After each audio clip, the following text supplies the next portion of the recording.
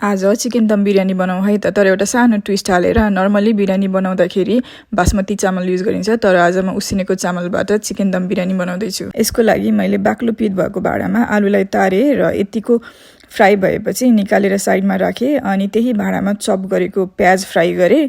प्याज यतिको रातो भएपछि आधी निकालेर साइडमा राखेँ। अब त्यही भाँडामा अलिकति दही, घरमै बनाएको बिरयानी मसला, लसुन अदुवाको पेस्ट, पुदिनाको पात, बेसार र खुर्सानी राखेर मिक्स गरेँ।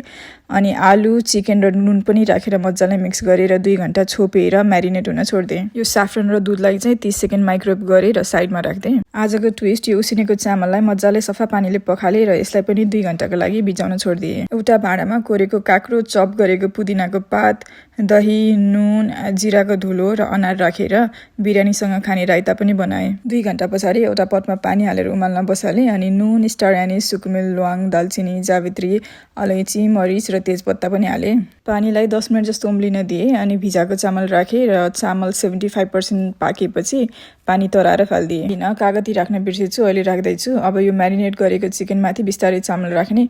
अनि माथिबाट स्याफ्रन र दुधको mixture, orange food colour, fry गरेको प्याज, पुदिना र धनियाको पात र बटर राख्ने। अनि एउटा सफा रुमाल र ढक्कन राखेर यसरी सिल गर्ने। मिडियम टु लो हिटमा 40 मिनट्स पकाउने अनि 30 मिनट्स पछि सर्भ गर्ने।